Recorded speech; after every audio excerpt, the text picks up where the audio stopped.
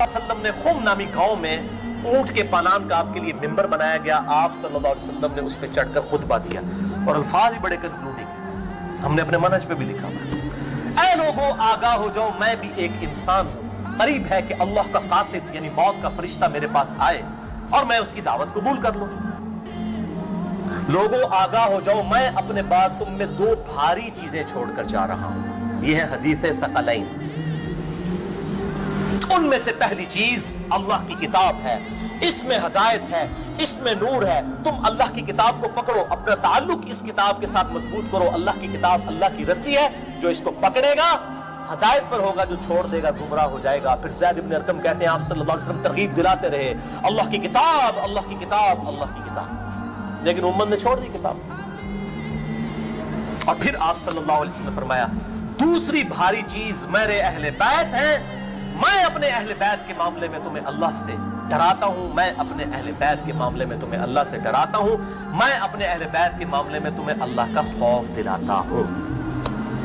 अच्छा, अब ज़ाहिर है उस जमाने में भी लोग मौजूद थे, लोगों के कान खड़े हो गए। हजरत मुआविया बिन अबी सुफियान रज़ी अल्लाह तआला अन्हु का दौर था। ताबईन ने सीधा सवाल ही अजीबो गरीब कर दिया। उन्होंने कहा ज़ैद ये हुजूर की बीवियां अहले बैत नहीं है? देखो, बजाय पूछने के सीनियर सहाबी से पूछते कि अहले बैत कौन है, उनको फौरन पता चल गया काम की तरह हो ही जा रहा है। ये हुजूर की बीवियां अहले बैत नहीं है? ज़ैद इब्न अरकम ने कहा कि बीवियां अहले बैत है, लेकिन यहां पर वो मुराद नहीं है। यहां पर तो नबी सल्लल्लाहु अलैहि वसल्लम के खानदान के लोग मुराद हैं। आले अली, आले अकील, आले अब्बास, आले जाफर, वो लोग मुराद है अहले बैत। हुजूर की बीवियां यहां मुराद नहीं है, जिन पर क़यामत तक के लिए सदका हराम है। ये ज़ैद इब्न अरकम ने कहा। थोड़ा कोड़ा सीजे तरीक, अगला बड़ा सख्त जे। मैं डर रहा हूं ये बयान करते हुए, लेकिन इसमें मैंने पम्फलेट में लिख दिया हुआ है, लेकिन वो लोग पढ़ के गुजर के होंगे। लेकिन मैं अब आपको तवज्जो दिलाऊंगा। सही मुस्लिम 6228 नंबर तरीक, उसमें पता क्या अल्फाज है? इस हदीस के एंड पे ताबईन पूछते हैं कि क्या नबी की बीवियां अहले बैत नहीं है? तो ज़ैद इब्न अरकम कहते हैं अल्लाह की कसम नहीं,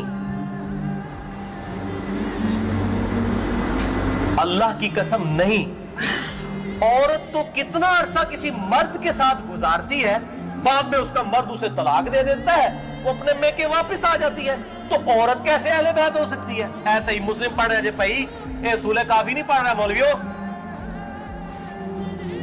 सही मुस्लिम 6228, वो कहते हैं बीवी को तलाक हुई, अपने घर चली गई, वो कहां से अहले बैत हो गई?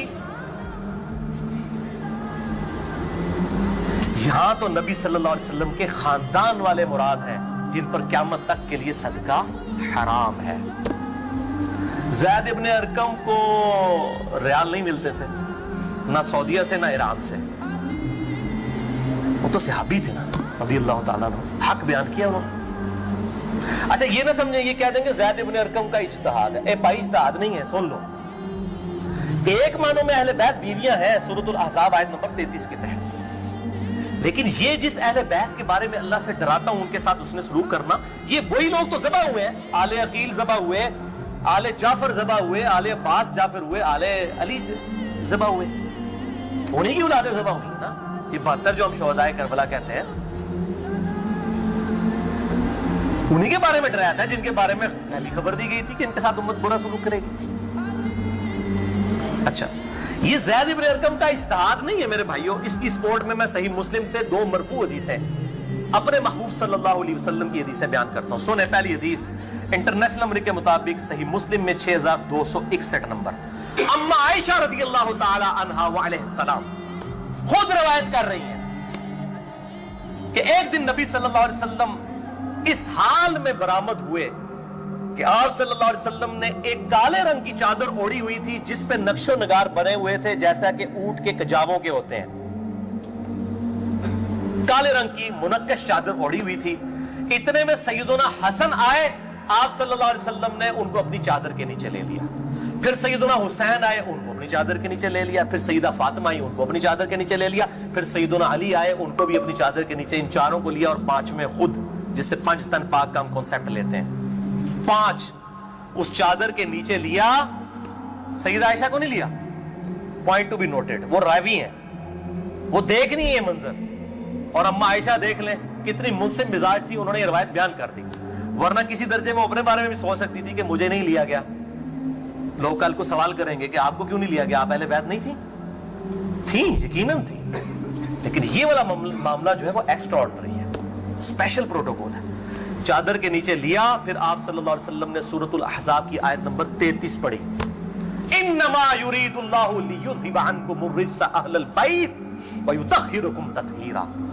اے نبی کے گھر والوں، اللہ تو صرف یہی چاہتا ہے کہ ہر طرح کی ناپاکی تم سے دور کر دے اور تمہیں خوب صاف ستھرا کر دے۔ راویہ اما عائشہ ہیں، خود چادر کے نیچے نہیں ہیں، علی، حسن، حسین اور سیدنا علی ہیں، سیدہ فاطمہ ہیں، اور نبی صلی اللہ علیہ وسلم 5ویں خود۔ تو زید ابن ارقم نے کوئی غلط بات نہیں کی ہے، ان کو یہ حدیثیں پتہ تھیں۔ اور دوسری حدیث صحیح مسلم سے ہی، انٹرنیشنل نمبر کے مطابق 6220 نمبر، یہ بڑی لمبی حدیث ہے، میرا ٹاپک کسی دوسری طرف چلا جائے گا اور کچھ بڑھ جانا ہے، چونکہ میں اس کو لکھ چکا ہوں 150 روایتوں والے 72 والے احادیث والے، لہذا میں اس کا ایک پورشن بیان کرنے لگا ہوں، باقی جسے شوق ہو تو وہ پڑھ لے، اس کے اندر میں نے لکھا ہے اس کا پورا طریقہ، ورنہ معاملہ کہیں سے اور ہی نکل جانا ہے، پھر سب و شتم والا ایشو ڈسکس ہو جانا ہے، حضرت معاویہ کے دور میں جو سیدنا علی کے پر لعنت ہوتی تھی، وہ والا ٹاپک اس میں ڈسکس ہو جانا ہے، اس لیے میں اس حدیث کا آخری جز بیان کر رہا ہوں کہ سیدنا سعد ابن ابی وقاص رضی اللہ تعالیٰ عنہ کہتے ہیں کہ جب آیت مباہلہ نازل ہوئی نجران کے عیسائیوں کے ساتھ، نبی صلی اللہ علیہ وسلم کی 1-to-1 ڈیبیٹ ہوئی، اینڈ پہ ہوا کہ ٹھیک ہے مباہلہ کرتے ہیں، کون حق ہے کون باطل ہے۔ سورہ ال عمران آیت نمبر 61 نازل ہوئی، فَقُلْ تَعْالَوْا نَدْعُوا أَبْنَاءَنَا وَأَبْنَاءَكُمْ وَأَنفُسَنَا وَأَنفُسَكُمْ وَنِسَاءَنَا وَنِسَاءَكُمْ وَأَنفُسَنَا وَأَنفُسَكُمْ، کہ نبی صلی اللہ علیہ وسلم کو کہا گیا کہ ان کو کہو اپنے بیٹوں کو لے آؤ، ہم بھی اپنے بیٹوں کو لے آتے ہیں، تم بھی اپنی عورتوں کو لے آؤ، ہم بھی اپنی عورتوں کو لے آتے ہیں، تم خود بھی آ جاؤ، ہم خود بھی آ جاتے ہیں، پھر اللہ کے حضور اوپن میدان میں دعا کرتے ہیں، جھوٹے پہ اللہ کی لعنت، اس کو مباہلہ کہتے ہیں، لیکن نہیں آئے۔ سعد ابن ابی وقاص کہتے ہیں کہ نبی صلی اللہ علیہ وسلم، قرآن میں کیا حکم آیا تھا؟ اپنے بیٹوں کو لے کر آؤ، تو کس کو لے کے آئے؟ سیدنا حسن، سیدنا حسین، سیدنا علی، اور ساتھ کیا تھا؟ اپنی عورتوں کو لے کر آؤ۔ نبی صلی اللہ علیہ وسلم کی عورت کون تھی؟ سیدہ عائشہ، سیدہ حفصہ، باقی امہات المومنین، لیکن ان کو نہیں لائے، سیدہ فاطمہ کو لے کر آئے، پوائنٹ ٹو بی نوٹڈ، نازبیوں کے لیے پھکی۔ اگر آپ کو کہے اپنے گھر کی عورتوں کو لے آؤ تو سب سے پہلے بیوی لائی جاتی ہے، آیت مباہلہ میں بیوی نہیں آئی، سیدہ فاطمہ آئی ہے۔ اگلی گلا آپ سمجھ جاؤ بھائی زید ابن ارقم نے کیوں کہا، صحیح مسلم 6228، کہ بیوی تو خاوند کے ساتھ کافی عرصہ گزارتی ہے، جب طلاق ہو جائے تو وہ اپنے میکے واپس چلی، حالانکہ نبی صلی اللہ علیہ وسلم نے کسی کو نہیں دی طلاق، لیکن اتنی ننگی بات اس لیے ان کو کرنی پڑی، اتنی سخت بات، تاکہ حق کھل کے بیان ہو۔ اور نبی صلی اللہ علیہ وسلم نے بھی آپ دیکھ لیں، قرآن میں حکم تھا عورتوں کو لے کر آؤ، بیویاں نہیں لے کے آئے، سیدہ فاطمہ کو ساتھ لے کے آئے۔ یہاں سے بھی 5 تن پاک والا کنسپٹ، یہ پاک والا وہ معصومیت والا عقیدے کی میں بات نہیں کر رہا، اہل سنت کا جو عقیدہ ہے، منہج ہے، اس کی بات کر رہا ہوں۔ لہٰذا سیدنا زید ابن ارقم رضی اللہ تعالیٰ عنہ کی تشریح بالکل درست ہے۔ تیسرا طریق، امام ابن ابی عاصم کی کتاب السنہ 1158 نمبر حدیث ہے، سیدنا علی رضی اللہ تعالیٰ عنہ خود راوی ہیں کہ غدیر خم پہ آپ صلی اللہ علیہ وسلم نے صحابہ کو جمع کر کے کہا کہ اے میرے صحابہ، کیا تم اللہ کو رب مانتے ہو، مجھے اپنا پیغمبر مانتے ہو؟ صاحب نے کہا بلا یا رسول اللہ، کیوں نہیں؟ پھر کہا کیا تم اللہ اور اس کے رسول کو سب لوگوں سے بڑھ کر محبوب سمجھتے ہو؟ میں نے کہا کیوں نہیں؟ پھر آپ صلی اللہ علیہ وآلہ وسلم نے فرمایا کہ پھر اگر تم مجھے اور اللہ کو محبوب رکھتے ہو، پھر فرمایا من کنت مولاہ فہذا علی مولاہ، پھر جس کا مولا میں، اس کا مولا علی، جگری یار، مولا کا مطلب جگری یار، جس طرح سورہ التحریم کی آیت نمبر 4 میں آیا ان اللہ ہوا مولاہ وجبریل وصالح المؤمنین، اللہ کے نبی کا مولا ہے جبریل فرشتے اور تمام صالح مومنین مولا ہیں. نبی صلی اللہ علیہ وسلم ان کے مولا ہیں, وہ ان کے دلی محبوب ہیں. ہم اپنے مولویوں کو بھی مولانا کہہ رہے ہوتے ہیں نا. دلی محبوب مشکل کچھ آگے مانا نہیں ہوتا, دلی محبوب, جگری یار, بیسٹ فرینڈ.